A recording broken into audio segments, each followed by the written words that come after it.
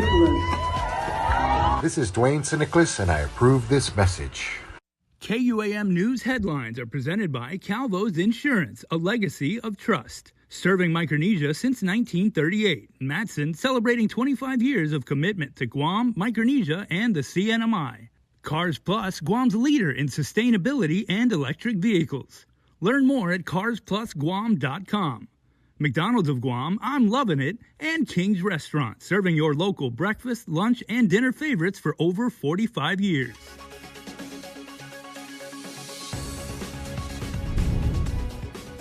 Ahead on KUAM News Primetime, more than a dozen Chinese nationals accused of driving others by boat from the Tsunami to Guam now facing federal charges.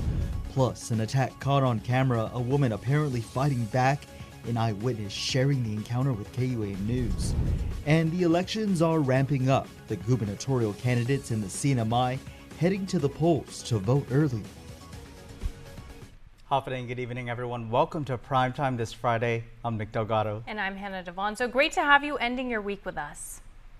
Well, a total of 16 Chinese nationals have been indicted in the CNMI Federal District Court for illegal entry into Guam. These are the first federal charges to be brought after months of repeated sightings of foreign nationals coming ashore illegally. Nestor Lecanto reports. All 16 are charged with conspiracy to transport illegal aliens. The U.S. attorney filed 2 separate indictments on October 14, identifying the accused as citizens of the People's Republic of China with no valid legal immigration status in the U.S. The indictments allege that the defendants pooled their money to buy 2 boats to travel to Guam and avoid immigration processes at the airport. 2 groups were arrested at the Hagåtña boat basin on July 25th and July 31st. Attorney General Levin Camacho, a member of the governor's task force on illegal immigration, explains that both local and federal prosecutions are underway. So we wanted to ensure that as a local government, we were doing everything we could to show that there will be consequence. The indictments you've referenced shows that the federal government also has its own authority, which includes filing charges in Saipan, because the folks who have come to Guam in violation of federal law can be prosecuted there. We cannot send people to Saipan to answer to local charges. But the federal government has the ability to decide potentially where they will prosecute and where individuals who have violated federal law will answer to those charges. On Guam, a total of 9 boat operators have been charged with illegal entry, and some were also indicted by the feds. But the local law does not extend to the passengers. And that is the big difference between the federal statute and our local statute. The U.S. attorney was not available for comment. For KUAM News, I'm Nestor Lecanto. A daytime attack at a busy intersection is caught on camera. The video today making its rounds, going viral. A mother who witnessed the entire incident sharing her story with KUAM and how the attacker turned toward her family and tried to target them as well. We do want to caution our viewers, the recording we are about to show you is alarming. An eyewitness who asked only to be named as Linda saw this attack unfold at the intersection off Route 1 Marine Corps Drive and Route 16 in Harmon Thursday. The man in all black shorts, black shirt, and he had a backpack on. He had a stick, and he was yelling and screaming at somebody in the tent. And he went and he whacked that person in the tent. Linda says the woman in the recording and the 2 men were defending themselves from the man wearing all black. He kept on hitting her like punches, full-on punches, like she was fighting a guy. The trio fighting back, hitting the attacker with a skateboard, the woman using a stick to stab him repeatedly. As Linda was on the phone with 911, her adult son was capturing it on his phone. The attacker then getting up from the ground. We were terrified because I had young kids with me. You know, and I'm just being a good bystander trying to protect that lady. And my son was telling her, are you okay? Are you okay? From across the street. And then that's when he turned and he come to attack my son. And he told my son, you want to fight? You better stay there. You all kinds of vulgar language. He's coming across the street to attack us. Wow. And so I said, get in the car. Let's go. Let's go. So when he made it across the street, we jumped in the car and we took off. The family getting out of there unharmed. As of Friday afternoon, no arrests have been made. Police Chief Stephen Ignacio tells KUAM he too got the video, adding that his officers are investigating. And late today, Ignacio adding his officers have yet to locate those captured in the recording. Anyone with information is asked to call police or report it to Guam Crime Stoppers. Well, are you ready, Hannah, for election? Are we allowed to answer that honestly? Yeah. Oh, I am not a night person, but I am a morning person, and I'm sure we'll be there till the early hours. She's talking about our coverage that we'll be doing. Yes, we will be reporting live the whole night, bringing you guys the full coverage. Well, now that early voting has ended, the Guam Election Commission has the final tally for the number of people that hit the polls ahead of the general. The total, 7,993. A pretty high number, 13% for the early voter turnout, according to GEC Executive Director Maria Pangilinan. That's the percentage of early voters out of the nearly 60,000 people who are registered to vote in Guam. Sunday, the GEC will conduct a test election to make sure the tabulators are good to go. KUAM's Decision 2022 live coverage starts Tuesday the 8th and includes a look at the polling sites, stories along the campaign trail, and political analysis as we wait for the final results. And all three gubernatorial candidates in the Northern Marianas voted early this week. Candidates telling our regional correspondent Tomas Menglotnia that they're ready for a runoff election if there is one. Here's more. The Republican, Independent, and Democrat gubernatorial teams voted early this week, making room for a final push in their battle for the executive seat. The only unfortunate thing today is when I walked in, I can only vote on Precinct 5, Republican, and the island-wide Republican. I wish I could have voted all the Republican in every precinct. Governor Torres and Senator Vinny Sablan voted early on Thursday. House Democrats Tina Sablan and Layla Staffler, the first female gubernatorial candidates in the island's history, voted on Friday, which is Citizenship Day in the NMI. We're hopeful that people are ready for the change that we are ready to deliver. Independent candidates Lieutenant Governor Arnold Palacios and Saipan Mayor David Apatang voted with their families alongside them on Friday. It's been a long year. Finish line is in sight, and so we're going to give it all we got. But that finish line could be pushed back. If no team gets more than half the votes, then there's a runoff election 2 weeks after the results are certified between the top two vote getters. We're putting together our plans for the eventuality if there is indeed a runoff. We're ready for a runoff if there is one. But of course, I think, like the other candidates, we're probably all hoping that there will be a landslide. Tomas Maglonia for KUAM News on Saipan. A quick health report to bring you the impacts of the national shortage in the antibiotic amoxicillin has yet to be felt locally. Multiple pharmacies today telling KUAM they have a full stock. The Food and Drug Administration issued a notice saying it's in short supply as efforts are ongoing to manage the critical shortage. The medication is used to treat bacterial infections, including pneumonia and bronchitis. An FDA spokesperson saying manufacturing and quality problems, delays, and discontinuations can trigger shortages. Well, still to come on your news later, more of the island's public safety getting a boost in pay and a promotion. And we're wearing blue tonight in honor of World Tsunami Awareness Day. It's tonight's Coordinating for a Cause. Keep it here to KUAM News. Get up-to-the-minute news, plus access to alerts, streaming radio, promotions, and more on your mobile device by downloading the KUAM News mobile app, available at the App Store now. Wouldn't you like your car to use 40% less gas? The new Ukudu generator and more solar energy will use less oil and lower your power bill. I want to make sure that happens. I'm Simon Sanchez, I'm running for the CCU, and I approve this message. One thing about Attorney Fisher is he likes fairness, so I believe everyone will be treated equally. He likes helping people. I'm looking for a fighter. I'm looking for a senator who is willing to stand up for the people.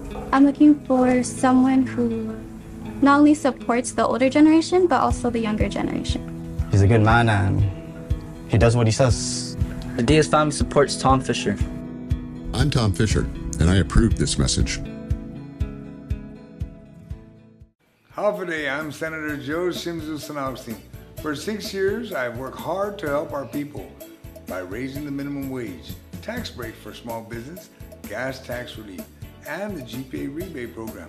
I want to continue working for you on practical solutions that make a difference. So I humbly ask for your vote on November 8th Please vote Joe Simpson Sanabsi, number 13, Democrat Senator, Sidus Masi.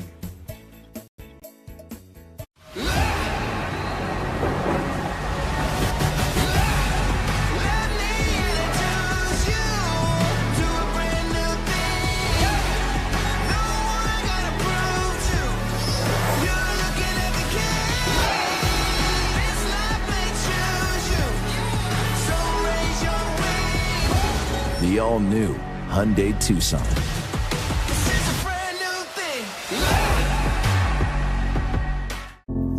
My name is Lisa Tahaji. I'm from the village of Yamatic. I lost my job during COVID. For 1 year, I was staying with a family member. But I knew I had to find a place to stay. I was desperately looking for a home. I found out about the Relief Center from the Governor Liu and Lieutenant Governor Josh's Facebook page. I wasn't sure if they could help, but I thought I'd take a chance. I walked into the center and the staff were so understanding and compassionate, they helped me. Within a week, through their assistance, I was called to sign a lease agreement. My kids and I now have a roof over our heads, and I'm grateful for the help of the administration and the Relief Center. For anyone who needs any government assistance, I encourage you to visit the Relief Center. They are there to help.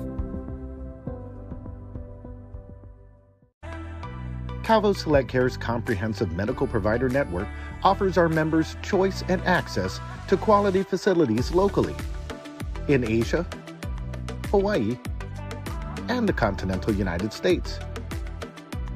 We provide our members several wellness programs and healthy options to improve their overall health status. Calvo Select Care, healthcare that's always there for you. Contact us today for more information.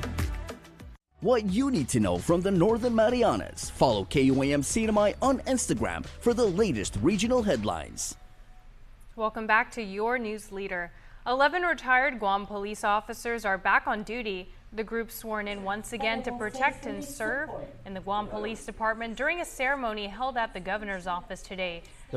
The program to bring police retirees back to perform administrative duties is part of the efforts taken to support the lack of manpower on the force.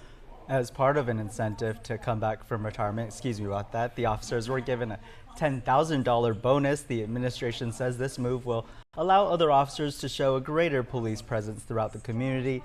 During the ceremony, 3 emergency dispatchers with GPD were also promoted. Congratulations to them. Well, there was strong support today from public safety personnel for a bill by Senator Jose Pidal Cherlahi that would allow them to retire at age 55 instead of the current 62. This would bring them up to par with their counterparts in the U.S. mainland, and GFD Lieutenant Daniel Otogi says it just makes sense. Can you imagine a police officer at age 55 having to chase down an 18-year-old criminal? Who do you think is going to win? The 18-year-old.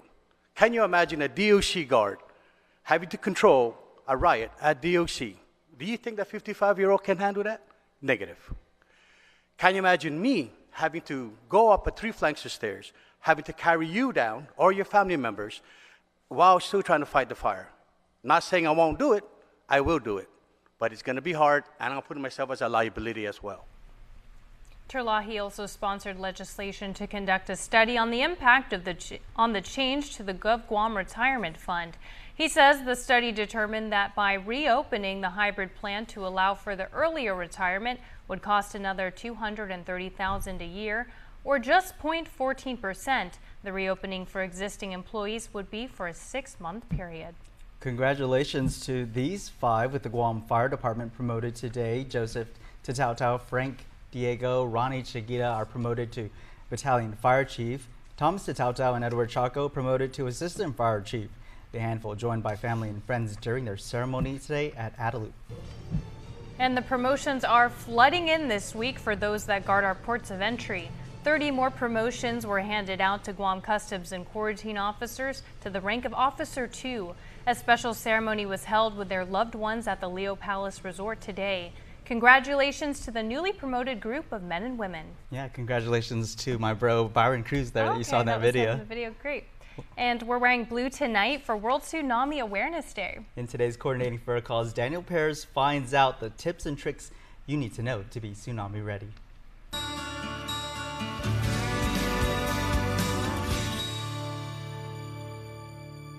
It's one of the most unpredictable natural disasters, tsunamis.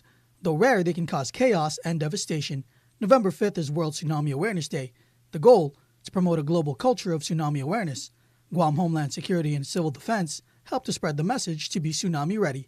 Spokesperson Jenna Blas. We're actually following a nationwide initiative. It's being put on by the United Nations Office for Disaster Risk Reduction.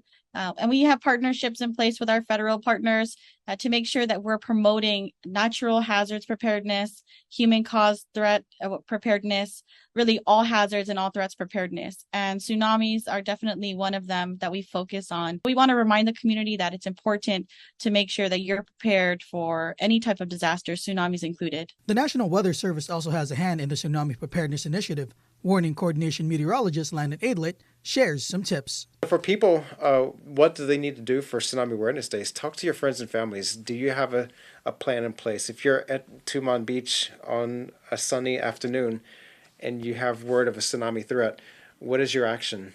Where are you going to go? Who are you going to be in contact with? How do you find out where your friends and family are located? So have those plans in place. Talk about these now. Know your plans, your preparedness activities. Have those practiced and rehearsed before the event so that when the event happens, you don't have to wonder. And know your closest tsunami evacuation route. Daniel Perez, KUAM News.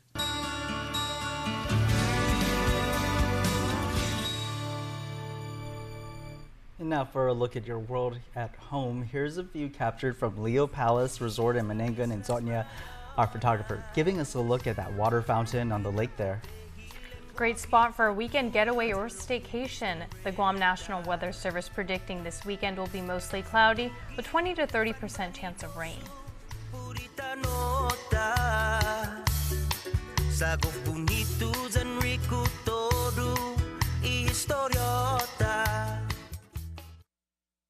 Hafide, this is Amanda Shelton. It is an honor to serve you in the legislature. Since 2019, we've worked together on issues great and small to make our island more livable, more sustainable, and to facilitate opportunities for all. And in 2022, your vote matters more than ever. I urge you to vote on November 8th, and I humbly ask for the honor of one of your votes this election. Seduas Maasi. Paid for by the committee to elect Amanda Shelton, number 6 Democrat, Johnny Kultura's treasurer. My name is Leonza Selvage, and I have a 4-year-old daughter who goes to lots of learning daycare. So with the rising cost of living, it helps tremendously with bills. I don't have to worry about paying for childcare services. Knowing that this program is offered to our people, most especially our children, I think something to definitely be grateful for.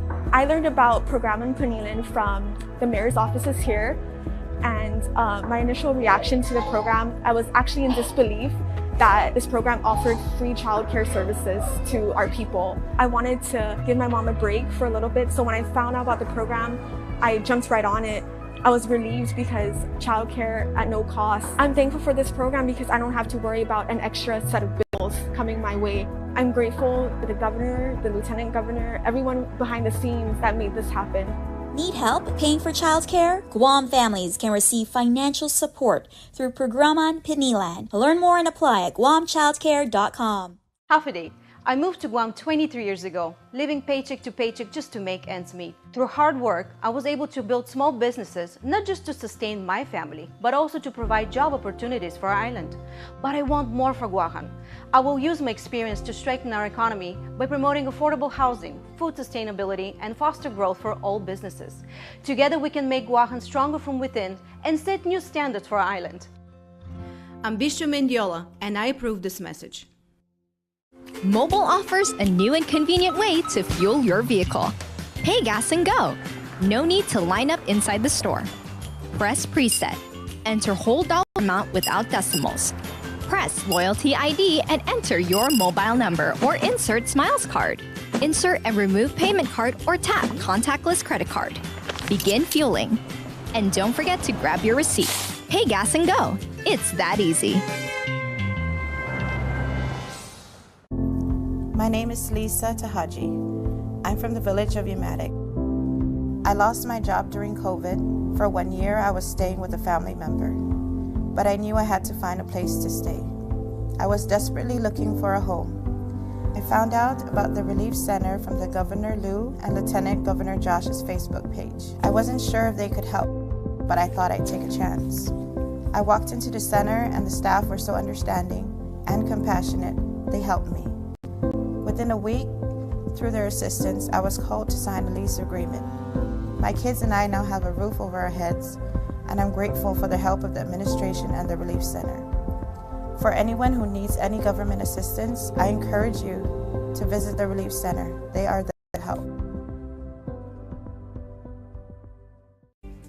Lower power bills. Protect our ocean and aquifer. I want to make sure this happens. On Election Day, I ask for just one of your 3 votes for the CCU so we can continue our progress. I'm Simon Sanchez, and I approve this message. KUAM Sports is brought to you by Docomo Pacific. Better together.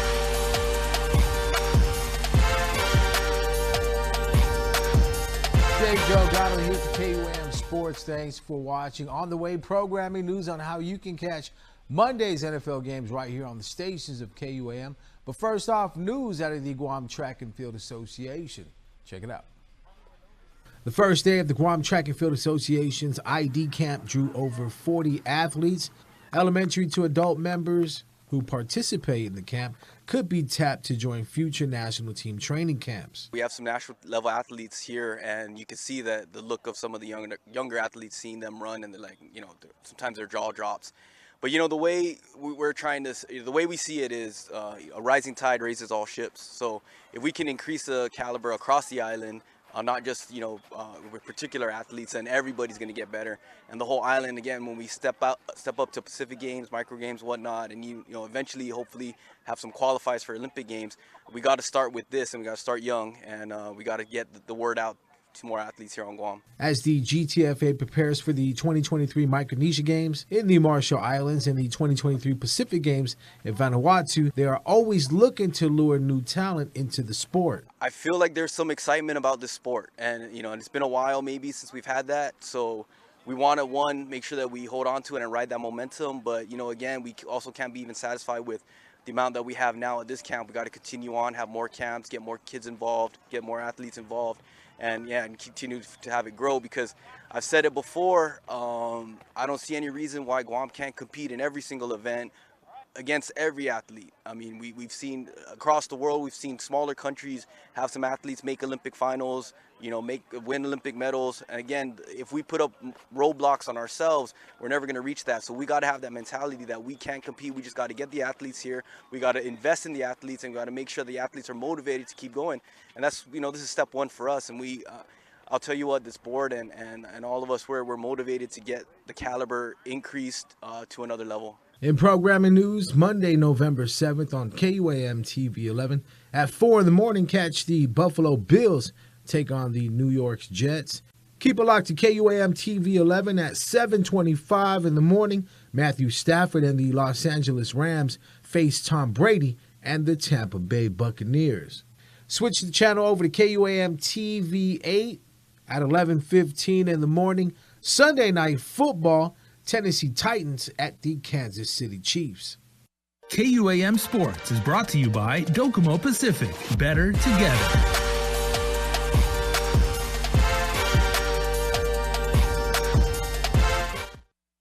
Half a day. I'm Jesse Anderson Lujan. Throughout this campaign, I've been presenting my plans to reduce inflation, rebuild our tourism industry, and fight the crystal meth and crime problems plaguing our island. Our government can do more to lift the burdens facing our families. If elected, I will be ready on day one to get to work to help make Guam safe again and urgently rebuild our economy. I humbly ask you, please vote Jesse Anderson Lujan, number 7, Republican. I'm Jesse Anderson Lujan, and I approve this message. Introducing the new Choice Bundles from GTA. Choose from the services you want and save big when you bundle. Fast internet speeds, unlimited mobile data, digital TV that you stream anywhere, and digital home phone for Guam's most reliable network. The more you choose, the more you save. Over $1,000 a year. And for a limited time, bundle Internet 75 or higher and get a $100 account credit. Visit GTA.net and use our bundle calculator to see how much you can save. GTA, we start with you. Howdy, folks. Nobody loves a Guam potluck more than I do. That's why I always bring my world-famous chicken, served any way you like it. Original recipe, extra crispy tenders, Kentucky Fried Wings, and more. All right. And nothing completes a meal like KFC's signature sides. Hot mashed potatoes with gravy, coleslaw, and a flaky biscuit. The world's favorite chicken, right here on the island, and only at KFC Guam.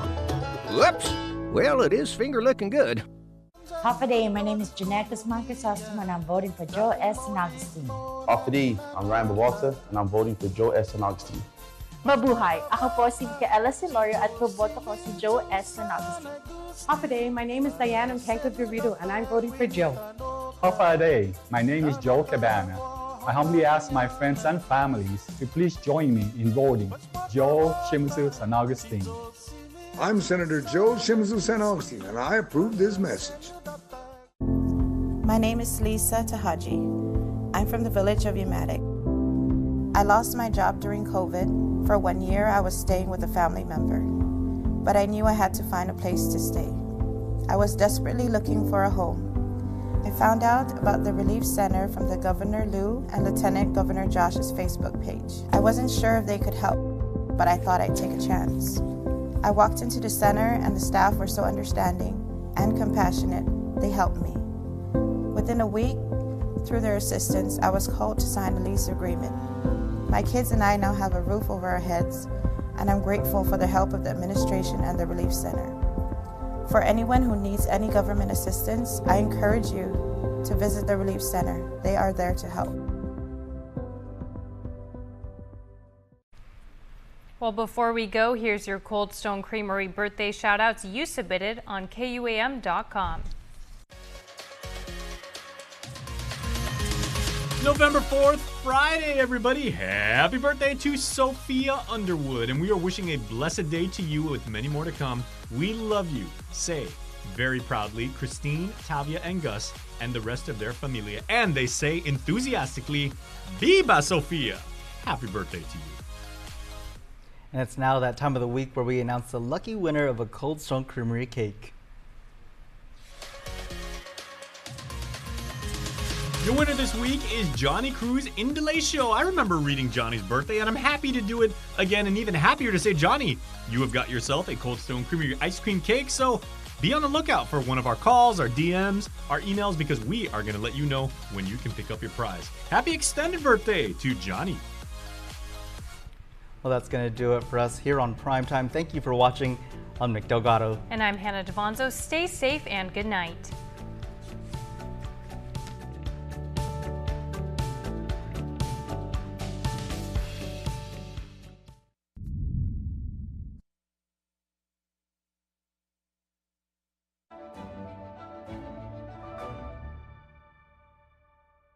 One Micronesia podcast. We're here with the one, the only Morgan Aiken the fourth. Thank you for having me. Thank you so much for having me. Sorry I had to postpone it so many times and didn't get back to you sometimes, but finally made it home, so happy about it. Well, I'm glad and happy you're home, and you're having a great time. As you saw, we had a great time at the pool party. I mean, that's all. That's what it's about, right? You do your thing in Japan.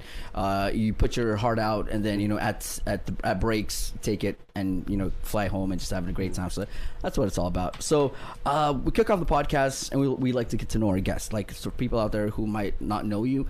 So this. Hopefully towards the end of the podcast they get an idea of who Morgan Aiken the fourth is and what he's been doing, the awesome things. So let's start there. So how did it all start for you? Like, was basketball the sport that you wanted to do, or maybe you wanted to be a musician? Like, what was it like at the beginning? It's funny you say musician, because the first hobby-ish that I picked up, didn't even pick up. My mom put me in piano. Oh, nice. Oh, wow. And then I got my right hand down to play some keys, and I was like, I can't do this. I don't like it. So then that's when I kind of started playing baseball, soccer, football, basketball was one of them. And then I was I think around 6, 7 years old. But after once I started playing basketball, I was like, okay, yeah, I think this is the one. To where I started watching a lot more basketball, and at the age of 8, I was like, I'm gonna drop piano and every other sport just to try to focus on basketball. What was it about basketball that got you okay, this is baseball, there's a lot of swinging, a lot of running around, but basketball, what was it that got you okay, this is, I like this, With baseball, I got hit by the baseball. And I was like, no. That's why I never got into baseball. I tried playing, and every time they would throw me on the bat, to bat. I'm just like, probably not my sport. But I mean, it was my sport until like you're hitting off the tee like at 6, and then the next year they started pitching, and I got hit, and I was like, ooh, I don't like this. And then the first year I was supposed to join football, like they ended up shutting down the league because they didn't have enough players. So then it was kind of like soccer and basketball. Soccer was fun, but I was like, it's outdoors, it's hot. And then basketball, it was just just easy, aircon gym, You're kind of just around by yourself too, It is hot on Guam, so we'll take aircons anywhere we can. Yeah, so then just from there, like 8 years old, I just kind of chose to like focus on basketball to where like I started watching basketball, But at that age, it was just still for fun. It wasn't like I was trying to take this to the next level, or it was just like something me and my friends did like on weekends after school, just to have fun. And that's nice. That's kind of how it started. Well, so let's go back and talk about your high school career and how it all started. High school career, well, like I got to St. Paul like my sophomore year, and then I think that's when I started to, I wouldn't necessarily say peak, but like actually see like the improvements of like what trainers would tell me, kind of what my parents would tell me. Didn't really listen that much because I'm thinking like I know everything, right? I should have listened earlier, right? But like that's when like like I think I fell in love with the process of training, not so much like the outcome, but like being in the gym, knowing like like okay, I'm the first one in the gym, not always the last one, but let me try to be the last one if my dad's not coming to pick me up yet and stuff like that, to where like I kind of took my training seriously, to where not so, it wasn't like I was trying to win, like because I won the championship my junior year. Wow. And that wasn't necessarily the goal, but it was more so like day by day, like what could I do to be better, and as a player, and to like help the team out. And like I think that's when like I started noticing like a significant level of like growth from my like basketball. Wow. Yeah. So talk. I mean, that's talk about St. Paul. I mean, one of the top schools here on Guam with an amazing basketball program, and we've seen it through the years. Like it's always either St. Paul FD at the end of the season, and it battled out. Like, not to say anything, I'm just saying that I think they're putting so much effort into the programs, and which are really helping these kids. And one of these kids are your little brother. Talk about that. Like how are you now? You're just looking at him improve and just taking steps up and up. And how does that make you feel as an older brother? It feels great now. I don't think I had the best training methods for him initially, like in middle school too. Like he could come and tell you like I was, way too hard on him. Things I would say, like, I mean, you're his older brother, so you always like. I just remember like one significant time. It was just like we were at the sports complex. He's Rail Aiken because because I played at St. Paul. So I told him after the game, because he got like 30 minutes, scored maybe like 4 points. So like I took him to the side behind like the restroom, and I was like like, what are you doing? Like, if you don't want to play, you don't have to play. Like, I train you and stuff like that, but like I'm not here to force you to play. So if you don't want to play, or you're not like, if you don't have the passion to work hard, especially in the games, like you might get some playing time, because you've been in the system for so long. But like you actually got to love the game, because there's gonna be people that start surpassing you. Like I was saying, like when I started peaking in high school. So like middle school is when you have to kind of realize like like you either love it or you don't. And you're gonna either like do it to improve, or do it to have fun. But once you start doing it to have fun, it's cool. But like you're gonna significantly see like people who are actually grinding to like get to that next level. And like freshman, sophomore year for him, I think it was kind of tough, especially because that's when I first signed in Japan. Oh, okay. So like I wasn't here to kind of like try to guide him, help him, and stuff like that. That's why I took 2 years off to come back to help him junior, senior year. And then that's when he hit like a peak where he grew taller than me, 6'2". And then like junior, he was kind of like that 6'2" lanky kid, doesn't have the weight, not really in his body. But then senior year, he was able to kind of like maximize his senior year potential, And then from there, he just kind of like took off. And wow, yeah. And that's crazy how like you came back and you spent most of your time coaching brother, and we've seen how he's progressed, right? He's out in, was it Singapore? Singapore with 3-on-3 tournament. I mean, representing Guam, that's huge. talk about, you know, the different coaching techniques that you went through. But not only that, so now that we see your brother, you know, out there doing great, but you're not only doing that, you're also giving back to the community. You talk about the clinics that you got out here. So let's talk about a little bit about more of that. How's that going? You know, you're back, you're enjoying time with family, but at the same time you're giving back. I mean, like, just like a backstory though, like I didn't really have I didn't have the luxury of, you know, taking a trip to Cali to go to the best trainers and stuff like that. And like I never really had like a consistent mentor when I was growing up. So, you know, like when I did sign in Japan and like times I do come back, like it was always a plan to, like, you know, give the kids something I didn't have, which is, you know, guidance, fundamentals. Just came from like the 10 under training, like shoot from the cone. Everybody wants to shoot like the Steph Curry 3. So I'm like, come on guys, like, you know, you'll get there. But like, you know, like let's slowly progress to that, just because I didn't have that. And it's crazy is like, so like people that I faced in high school, like I was never able to shoot. I mean, my brother would tell you.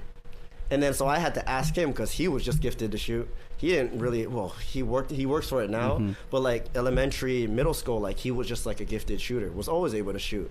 So, you know, like I was humble enough to ask, like, can you kind of help me? Because I didn't do the fundamentals when I was younger, you know. But like just stuff like that, to where like I want to give that, you know, opportunity for the kids coming up. So like, you know, when they reach a certain age, like they'll realize, like, you know, like I'm glad I worked on the little things and not be like me, to where I was watching like hoop mixtape DVDs to those where and like, one mixtapes, yeah, just watching way too much of that and not working on what I was supposed to work on. So like, those videos got kids, you know, in this whole, you know, Pacific area, just like doing all these and one. And when you ask somebody the most fundamental question, they're like, wait, what is that? Like dribbling, like, you know, all these, you know, passing stuff. So that's awesome to know that, you know, instead of giving this new generation of young basketball players a and one mixtape, you're actually bringing them back to the fundamentals and teaching them the basics. I think that's amazing, bro. We're gonna take a break, but when we come back, we're gonna talk about how it all started, how the feeling of signing and moving to Japan and playing in the big leagues. That's awesome. We'll talk about that coming up in just a little bit. You're watching the One Micronesia podcast. I'll be right back. Hafa, this is Amanda Shelton. It is an honor to serve you in the legislature. Since 2019, we've worked together on issues great and small to make our island more livable, more sustainable, and to facilitate opportunities for all. And in 2022, your vote matters more than ever. I urge you to vote on November 8th, and I humbly ask for the honor of one of your votes this election. Seduas Maasi. Paid for by the Committee to Elect Amanda Shelton, number 6 Democrat, Johnny Cole Torres Treasurer. My name is Lisa Tahaji. I'm from the village of Yamatic. I lost my job during COVID. For 1 year, I was staying with a family member, but I knew I had to find a place to stay. I was desperately looking for a home. I found out about the Relief Center from the Governor Liu and Lieutenant Governor Josh's Facebook page. I wasn't sure if they could help, but I thought I'd take a chance. I walked into the center and the staff were so understanding and compassionate, they helped me. Within a week, through their assistance, I was called to sign a lease agreement. My kids and I now have a roof over our heads, and I'm grateful for the help of the administration and the Relief Center. For anyone who needs any government assistance, I encourage you to visit the Relief Center. They are there to help. I'm telling my friends and family to vote for you, Kelly, because you're fighting for our future. I'm voting for you, Kelly, because I know you're going to work hard for our family. I'm voting for you, Kelly, because I know you're a good woman, you're a good mother, you're a good grandmother, and you're smart, and you have a lot of good ideas to keep the cost of living down. I am Kelly Marsh Taitano, number 10, and I approve this message. Who is more effective at fighting crime? Let's look at the facts. Lou and Josh have moved more resources into police and customs than any administration, more than doubling their budgets. They've raised law enforcement salaries to retain and recruit more officers who last year executed the highest number of arrests in Guam's history. They established a Postal Service task force that has changed the game in the drug fight, with over 100 pounds of meth taken off the streets every year, compared to just 6 pounds under Felix Camacho. Ethical leadership has been restored at GPD, and neighborhood watches are more active than ever. Guam's new drug detox unit is just one of many programs launched to get to the root of the problem. There's still more to do. Who has the track record to tackle the challenges ahead? Vote Lou and Josh and keep Guam moving forward. This is Governor Leon Guerrero, and I approve this message. Half a day, Mogatine, we're back. One Micronesia podcast. We're still here with Morgan Aiken IV, professional basketball player. So, bro, let's talk about it, man. We talked about kind of how it all started for you, how life's going, what you're doing, what you're giving back to here on Guam. So let's talk about that. I want to start it from the beginning of the signing. In 2015, right? You said 2015, yes, sir. 2015. You got the call. What was that feeling like?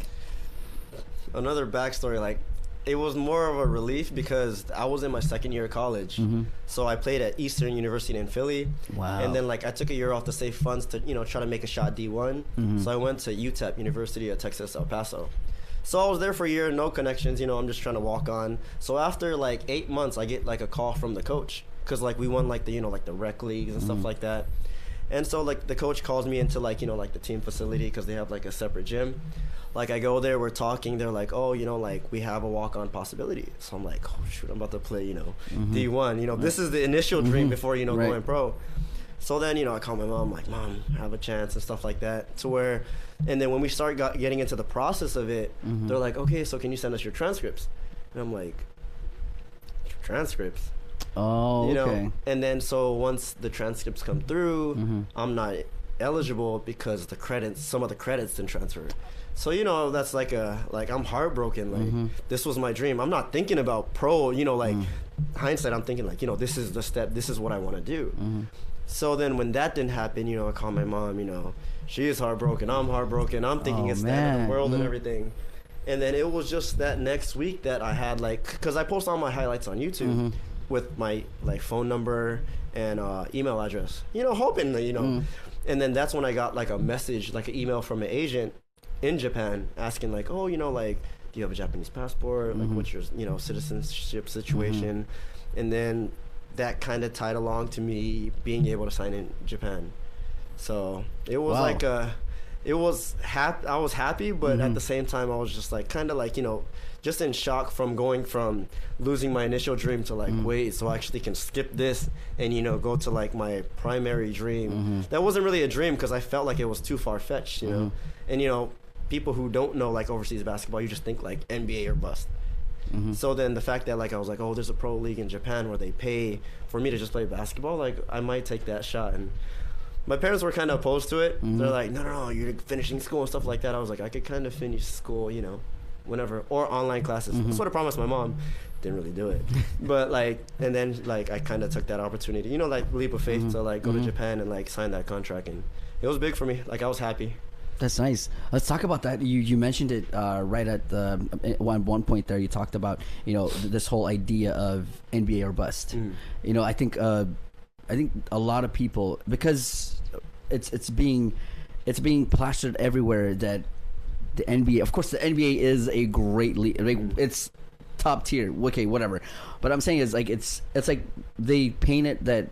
That's where you're supposed to go, right? That's the ultimate. Yeah, that's the only one. Basketball player, that's the dream to get. That's the only one. And then a lot of people don't realize that there's a lot of professional associations out in the world. I mean, you talk about Stephen Marbury went to China. Yeah. Not only him, but there was a lot of NBA players who flew out to these international leagues and joined in, and people were like, oh, because they're done, their time in the NBA is done. But I think it's this whole idea of, and this goes back to so many things, from painting this whole picture that this USA is the best thing ever, we are the best, come to us and then we will call you the best. I think that's literally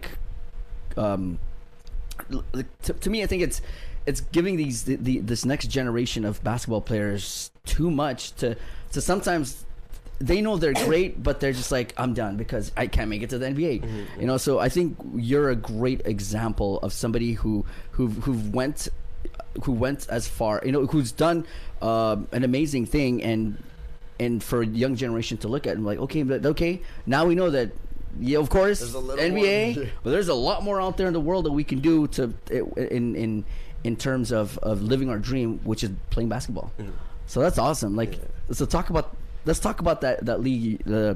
You go to Japan, now you're playing professional basketball. I mean, so how's that? Like, tell the people out there watching, like, this is the real deal. Like, it's like you're playing against the best of the best. So let's talk about that experience. I mean, I kind of walked in thinking, I could play, like I'm ready, like like with that mindset too, like it's Japan, like I was trying to go to the league, like the NBA, it's gonna be a piece of cake. And and the one thing I do tell, like the people that are trying to get to like the next level, like I think it's only 7%.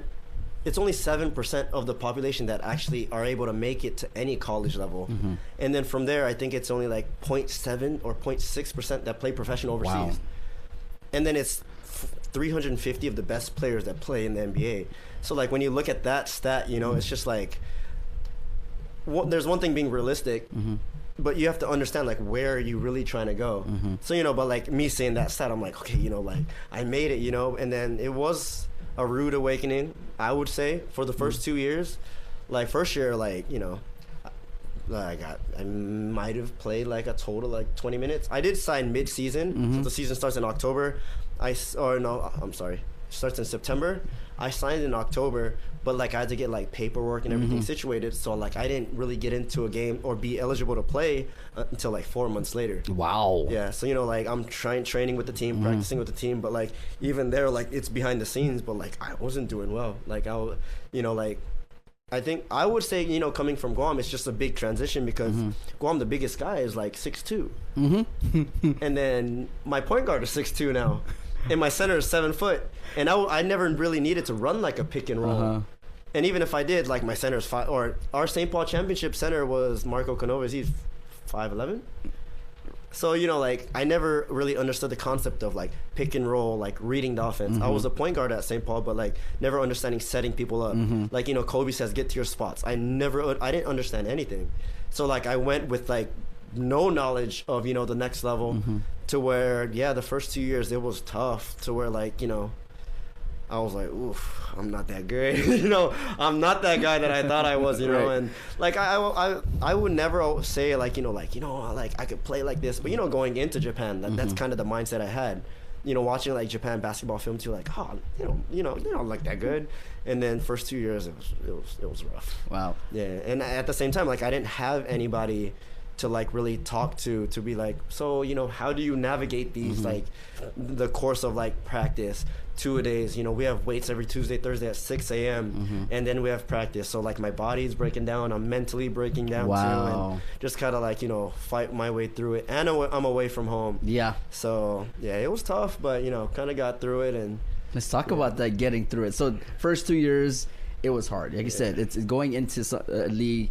Like I said, it gets down to the fundamentals, this and that. Now you're playing against players that are taller and bigger, and so let's talk about what got you at one point in time, or what helped you get through after the 2 years. Honestly, I don't even think there's anything that really helped me. Like I just had to literally like get through the fire of like. Getting yelled at, getting cussed out, like being benched, not seeing the court, not even seeing practice time because like I'm screwing up, but I don't know why, because I was never taught, like it's not something like, oh, I know I'm doing something wrong. It was just like, what am I doing wrong? And at the pro level, like it's not like high school where they're gonna take you aside and be like, oh, like this is what you're doing wrong. Yeah. Like they're getting paid, right? So it's just like, oh, you don't got it, next person, and it just kind of flips like that. Oh, okay. Yeah. So it's just like I'm 21, don't know what I'm doing, and I'm getting in trouble. I'm like, oh man, like but yeah, like I was saying, like I don't think that, like I even really found a way to like kind of like maneuver through it. It was just like trial error, to where I was like, oh wait, I think I kind of got it. Right. Wait, no, I don't. And then like just kind of doing that over and over to where like now like the last 2 seasons that I had like is the first time I saw like the growth of like knowing what my job is as a point guard. Because at St. Paul, I'll just come down, bring the ball up, do the combo moves and like, try to get to the rim, you know. But now I know like, oh, this shooter's hot. This is the mismatch. This is what the coach wants.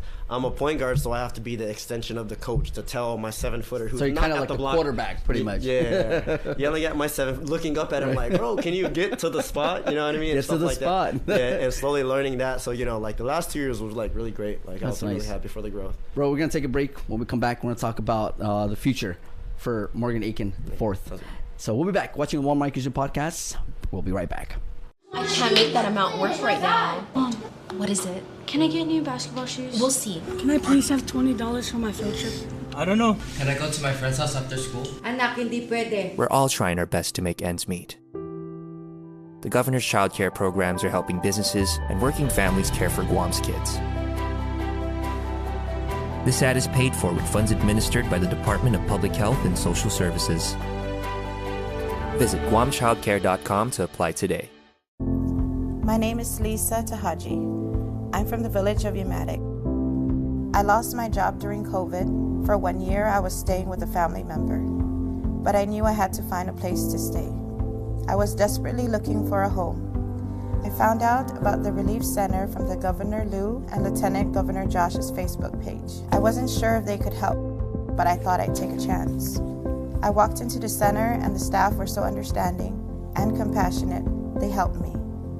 Within a week, through their assistance, I was called to sign a lease agreement.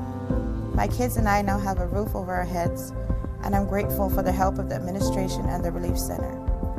For anyone who needs any government assistance, I encourage you to visit the Relief Center. They are there to help.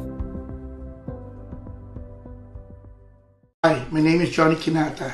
I'm the mayor of Humatak, and I'm supporting Jonathan Savaras. Hafaday, I'm Mayor Robert Hoffman, and I'm honored to be here to address you today in support of Jonathan Savaras and his candidacy for senator. John Savaras comes from a long line of public servants. His great-grandfather, Vicente San Agustin Benavente, was our village commissioner and an educator.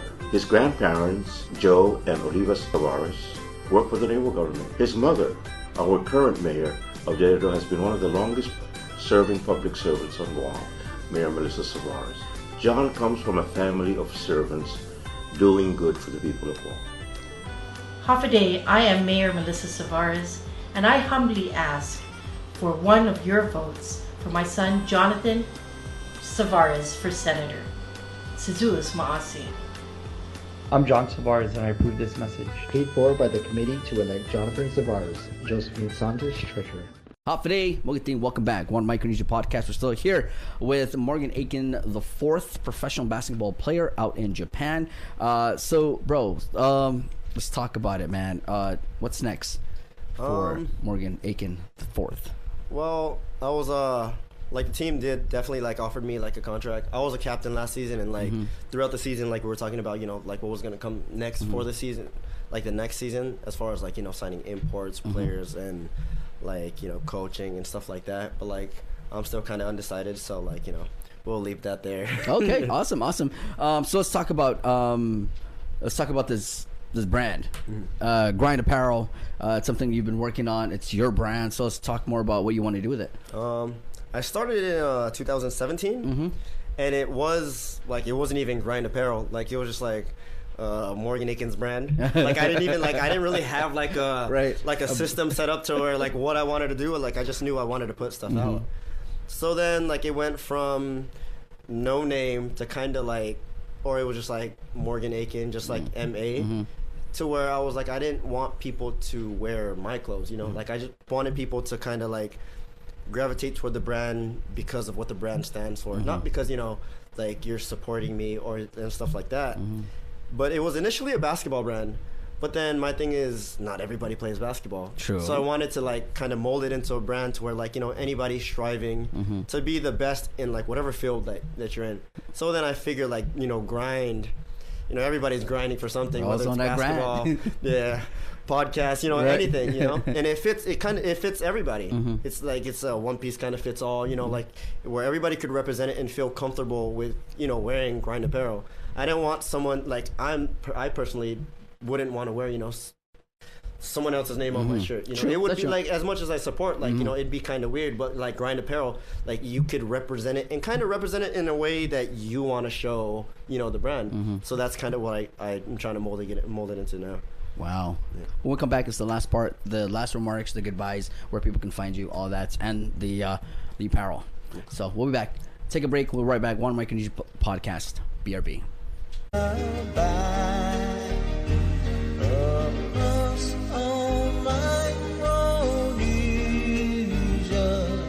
Join hands on